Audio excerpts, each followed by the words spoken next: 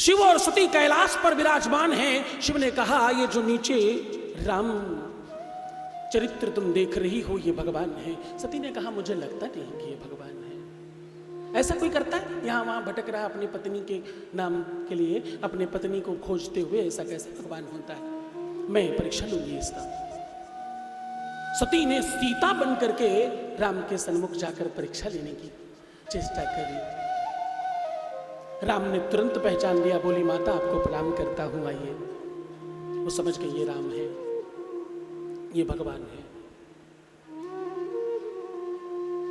सती ने पहली बार अपने पति का कहना नहीं माना। ध्यान से सुनना, बाबा ने फिर भी माफ किया। रामायण तो कहती इसी वजह से आगे जाकर के सती के जीवन में तकलीफ आएगी, दुख आएगा। लेकिन शिव पुराण कहती है कि बाबा ने कहा मेरी पत्नी है, कोई बात नहीं, एक बार अपराध हो गया होगा। राजा दक्ष के सारे संतानों का विवाह होने के बाद राजा दक्ष को अभिमान हुआ कि पूरे के पूरे स्वर्ग में, पाताल में, ब्रह्मांड में जहां जो भी कोई श्रेष्ठ है वो मेरे ही लोग हैं, मेरे से बड़ा कोई नहीं। किसी सभा में भगवान शिव ने उन्हें प्रणाम नहीं किया, इस वजह से राजा दक्ष को बड़ा ग्लानि हुई। राजा दक्ष ने प्रयागराज में एक यज्ञ रखा है और इसमें सबको बुलाया, भगवान शिव को नहीं बुलाया। बोले ये अभिमानी, इसको नहीं बुलाऊंगा, ये भूत प्रेत को साथ रखने वाला, इसको कुछ पता नहीं है, ये कुछ नहीं जानता। बाबा शिव को बुलाया नहीं। सारे के सारे देवता अपने अपने विमान से आकाश मार्ग से जा रहे हैं। सती का मन अंदर अंदर कुलस रहा है। बार बार देखती, बार बार समझती, सारी ही सूचनाएं तो मिल रही है, लेकिन कोई न्योता नहीं आया बाबा के यहां से। नंदी से कहती है सती, बेटे नंदी, मैंने कहा था बाबुल से भूल मत जाना, भूल न जाना, फिर भी बुलाना। इतनी सी विनय हमारी जी, फिर भी नहीं सुना हमारी बात, आज नहीं बुला रहे हैं। कल आपने सुना सती के विदाई में कहा, भूल न जाना, भूल न जाना, फिर भी बुलाना, इतनी सी विनय हमारी, चले जाएंगे हम पिया जी के संग, सुन लो अर्ज हमारी, पिताजी चले जाएंगे हम पिया के संग, सुन लो अर्ज हमारी, पिताजी चले जाएंगे हमारी सी, सुन लो अर्ज हमारी। अभी विदाई में ये बात कही थी, देखो भैया कितनी जल्दी सब बदल जाता है, मैं क्या सच में पराया हो जाता है, मुझे बुलाया नहीं। देखो सब हो रहा है, पूरी दुनिया जा रही है, क्या मेरा एक टाइम का भोजन उनको खल रहा था, मुझे भी तो बुलाना चाहिए था ना। नंदी क्या कहता, चुपचाप सुन रहा है। सती से रहा नहीं गया। एक बिटिया को सबसे ज्यादा, कितनी ही परिस्थिति ऐसी हो जाए, एक बिटिया को अपने पिता का, अपने बाबुल का घर याद रहता है। कुछ भी हो जाए, बुलाया जाए या न बुलाया जाए, सबसे पहले उठकर चली ही पड़ती है। सती को मानो हृदय में कुछ अलग सा फील हो रहा है और वो धड़कन तेज हो रही है, वो असमंजसता, अंदर एक ऐसी फीलिंग उत्पन्न हो रही है कि ना कुछ बताया जा रहा है, ना कुछ सुना जा रहा है, ना कुछ खाया जा रहा है, ना कुछ पिया जा रहा है। थोड़ी देर कहीं बैठती, फिर खड़ी हो जाती, हाथ मलती और मुझे नहीं बुलाया, देखो ना भृंगी भृंगी, देखो मुझे भी नहीं बुलाया। कि कैसे कैसे करते हैं, हो सकता है कोई आ रहा होगा, मैं भी संभवतः बाबुल ने नहीं बुलाया, पिता ने नहीं बुलाया, मेरी माँ तो कम से कम मुझे जरूर कहेगी, हो सकता है थोड़ा देर से आएंगे पर आना तो चाहिए किसी को। बहुत विलंब हो गया, कोई नहीं आया। सती का मन नहीं माना। सती बहुत संकोच भाव से गई और बाबा के चरणों को पकड़कर कहती है, बाबा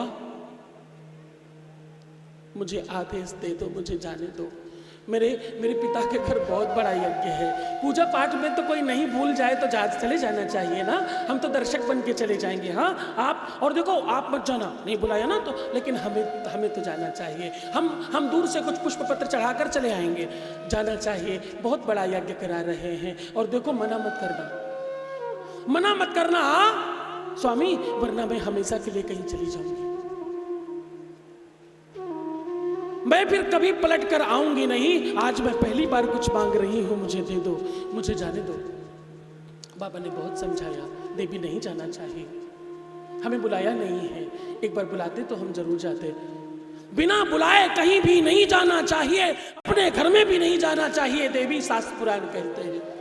सती कहती मेरी आखिरी इच्छा है, मान लो, तुम ये मान लो कि मेरे जीवन में अब कुछ और बचा ही नहीं है, मेरा आखिरी दिन है और आखिरी इच्छा है, शिव ये बात मेरी मान लो, नाथ मुझे जाने दो। बाबा ने आंखें बंद कर ली, बोली ठीक है सती, जैसा तुम कहती हो। सती चली, सती खूब तैयार होकर, खूब सजकर, खूब साधन और व्यवस्थाएं लेकर के, खूब सारी थालियां लेकर के, और अपने बाबुल के घर जा रही है, अपने पिता के घर जा रही है।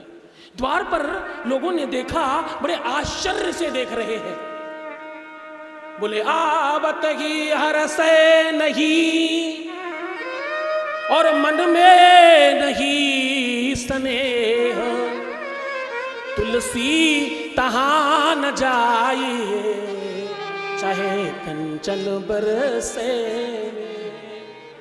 बोले वहां नहीं जाना चाहिए, सब आश्चर्य से देख रहे हैं, सती का कोई स्वागत नहीं कर रहा है। सती को बड़ा आश्चर्य लगा, अंदर जाकर के माँ के पास गई, थालियां रखी, व्यवस्थाएं, माँ प्रणाम करती हूँ, क्या क्या हो, यज्ञ था तो मुझे लगा बेटी तुझे नहीं आना चाहिए था, तेरे बाबा ने नहीं बुलाया, तुझे नहीं आना चाहिए। अरे कैसी बात करती हूँ माँ, मुझे आना चाहिए था, और मैं देखो पुष्प चढ़ा के आती हूँ, अभी थोड़ी देर में आती हूँ आपके पास, आपके साथ बैठना, बहुत सारी बातें करनी, कैलाश पर बड़ा मजा आता है, तुम्हें पता है, नंदी भृंगी और ये खूब आनंद करते रहते हैं, खूब पुष्प पत्र लाते हैं, खूब अच्छी पूजा होता है, खूब अभिषेक होता है, बड़ा आनंद है माँ, बड़ी सारी बातें करनी, तुम्हारे साथ बैठकर यही रहना, मैं अभी आती हूँ। कुछ माँ कह पाती, उसके पहले थाली उठाई और सती यज्ञशाला की तरफ जा रही है।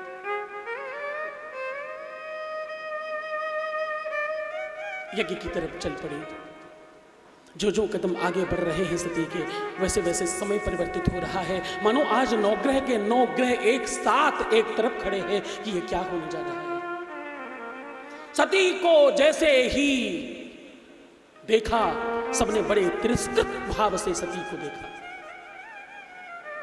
और सती ने जो देखा वो बहुत अद्भुत था, बड़ा आश्चर्यजनक था और बहुत अकल्पनीय था।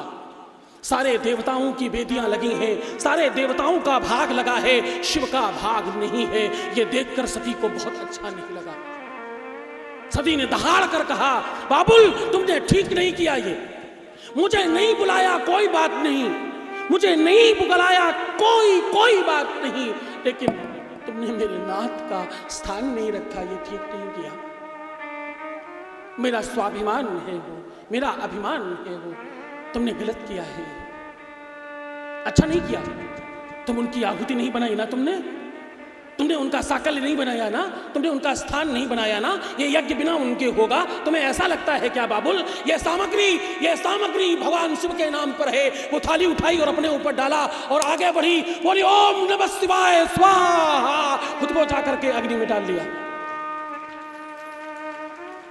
सारी की सारी सामग्री अपने ऊपर डाली और आगे बढ़कर यज्ञशाला के पास समीप जाकर के यज्ञ कुंड के अंदर बैठ गई। बोले मैं स्वयं साकल्य हूं, ओम नमः शिवाय स्वाहा, ओम नमः संभवाय यजमयो भवाय नमः शंकरा। वेद ध्वनि होने लगी आकाश मार्ग में और सती उस समय जलकर भस्म। हाहाकार मच गया पूरे के पूरे ब्रह्मांड में। शिव को तत्क्षण पता चला, शिव ने अपनी जटाओं से कुछ बाल नीचे गिराए, उससे वीरभद्र नाम का एक देव पैदा हुआ। वो जाकर पूरी की पूरी यज्ञ को विध्वंस कर दिया उसने। मूसा की दाढ़ी निकाल ली और राजा दक्ष का गला काट दिया। पंडितों की, आचार्यों की, देवताओं को सबको भगा भगा करके मानो वो देव मार रहा है। पूरा यज्ञ विध्वंस हो गया।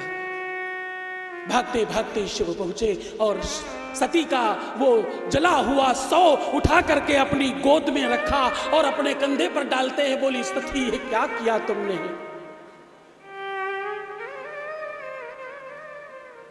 बोले अब मैं कहां जाऊंगा, मैं किसको पुकारूंगा? तुम तो अकेली थी मेरे लिए, तुमने ये क्या किया सती?